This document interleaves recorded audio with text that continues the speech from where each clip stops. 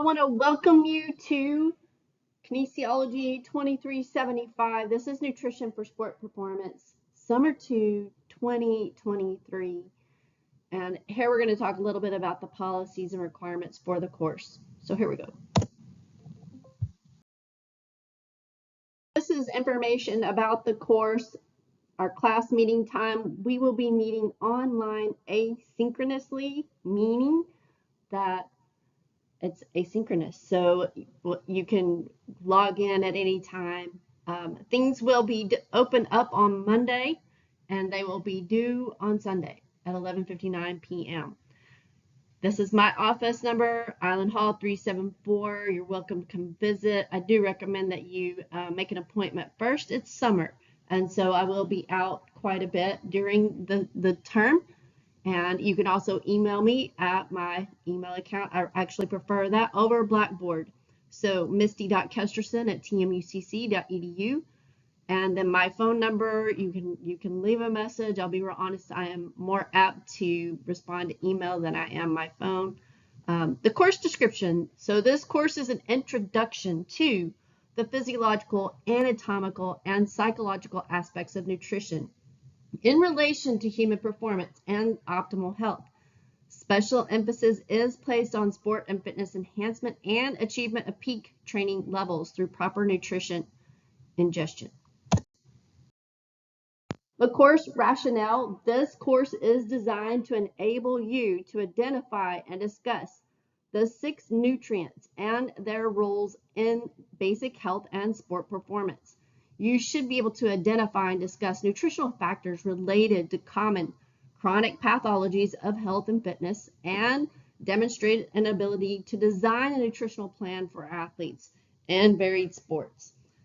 Now, a lot of that you're not necessarily required to do as a personal trainer. You have to be very careful with that. But identify and discuss ergogenic aids and supplements and their role in sport performance, and demonstrate a basic knowledge of current laws and regulations regarding the use of ergogenic aids and supplements, and identify and discuss physiological and psychological factors involved in weight gain, weight loss, and potential ramifications to athletic performance, and be able to demonstrate the ability to analyze nutrient content of individual foods, food groups, and meal plans. As far as major course requirements, this is what it will look like. We do have the Learn Smart assignments. Hopefully you have had a chance to go in and register. If not, we'll go over that information in just a moment. You have 13 chapters and they're worth 10 points each. That's 27% of your grade.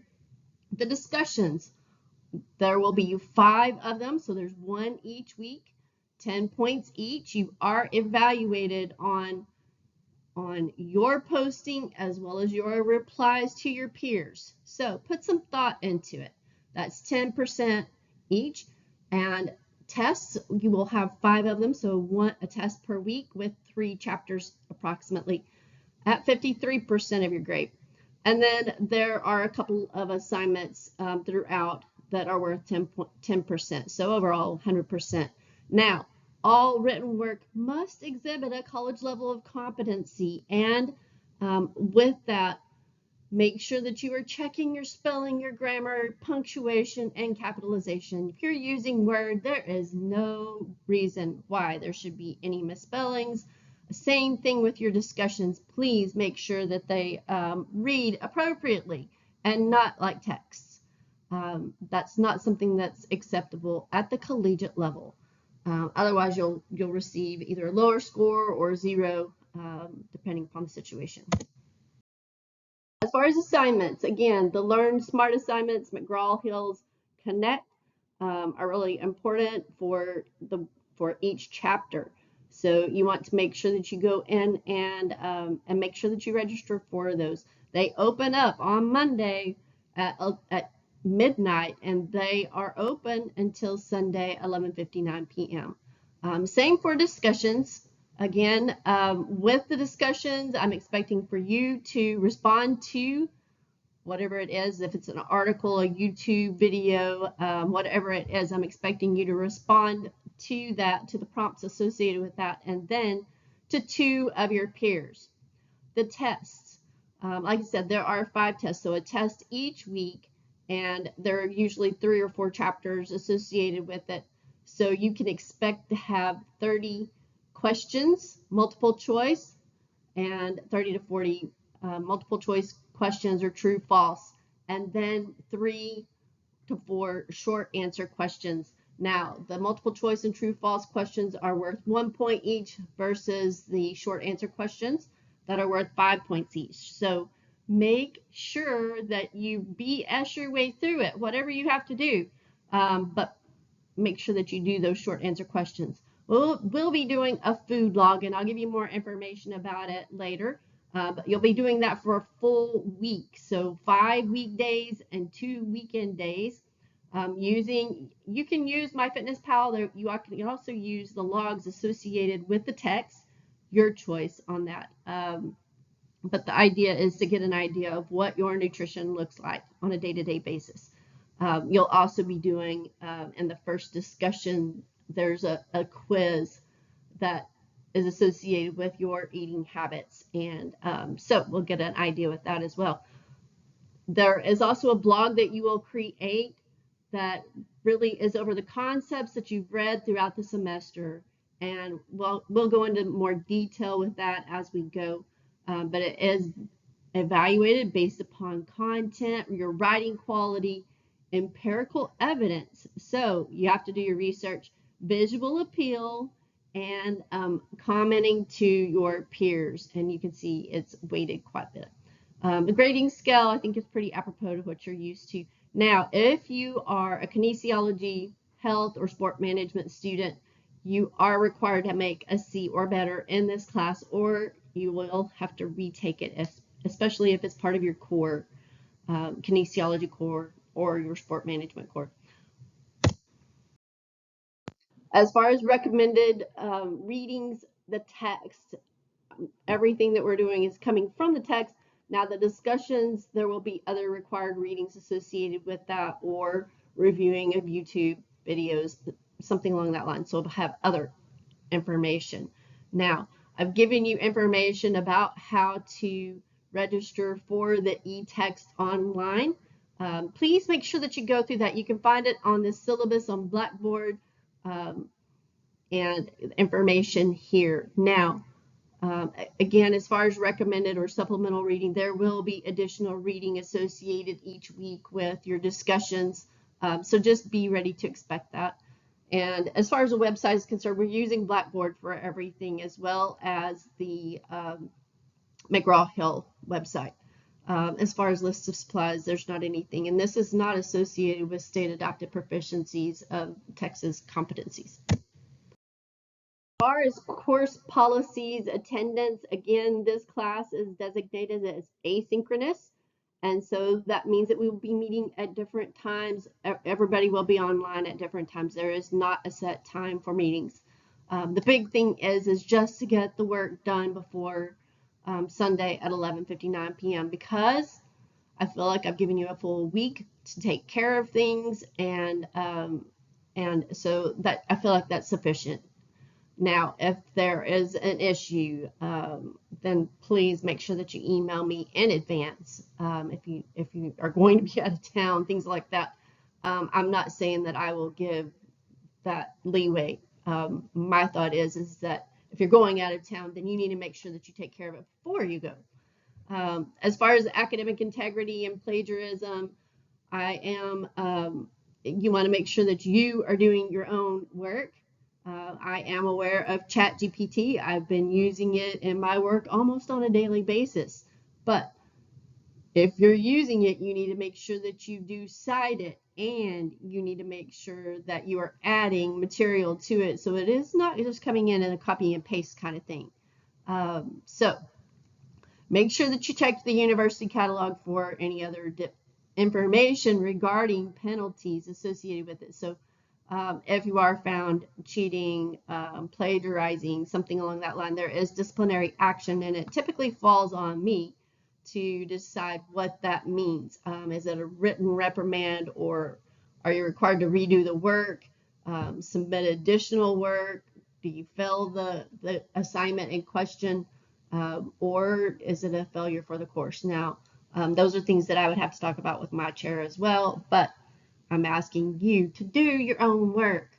And printing any of the online tests or quizzes is prohibited. In regards to other course policies, this class is considered to be on your degree plan as a core class. And so whether you are sport management or exercise science, pre-allied health. And so I highly discourage you to drop the class and just try to make sure that you are doing the work appropriately. Now, if it's something that's going to affect your GPA, then if you need to drop, I understand. The drop date is July 31st this year, and so you want to make sure that you take care of that for that reason. As far as preferred methods of scholarly citation, make sure that you check out APA format. That is something that will be required for the blog and your discussions. So make sure that you are citing things appropriately. As far as classroom behavior, really, I expect for you to be professional. It is time to start thinking about yourself as a professional. I know that may seem kind of backwards, but it is important. And if it is something that it interferes with my ability to conduct the class or other students to benefit from the program, then we will have a discussion about your behavior. And with that, it could be that, and really what I see. So with our discussions, a lot of times it is information that could be personal. And so I'm just asking you to be respectful. Anyway, as far as grade appeals are concerned, if you have a problem with a grade, then you need to speak to me first. If we're not able to resolve that, which I'll be honest, for the most part, my 22-year career, we've been able to take care of things. Then Dr. Melrose is your next level, but the appeal process is here for your benefit.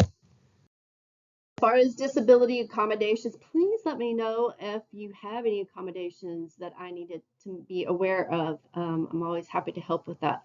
And again, just the statement of civility, please be respectful of your peers as well as your professor. I think that is important, and that's something that carries you far in your professional realm. As far as academic continuity, this class is online, so barring any major problems online, we will continue the class regardless of what's going on. And this is the course schedule. So this is tentative, but basically we're looking at about 3 to 4 chapters per week. And so just be aware of that. So Monday morning, you'll have chapter 1, 2, and 3, along with, so you'll have those Learn Smart assignments that are due, as well as test number 1 and your discussion. You actually have 2 discussions. You have kind of an introduction discussion, as well as discussion about the chapters. And so again, everything deploys on Monday at midnight and opens up on Sunday at 11:59 p.m. Now, you have a 1-week window, so make sure that you get your things done throughout the week. Don't wait till Sunday at 11 o'clock p.m. to do your assignments. It's not wise, and I won't be able to help you in that case if something goes wrong with your test or whatnot. So be mindful, get things done early, and things will go well for you. And that is all that I have for today. I look forward to talking with you soon. Have a great day.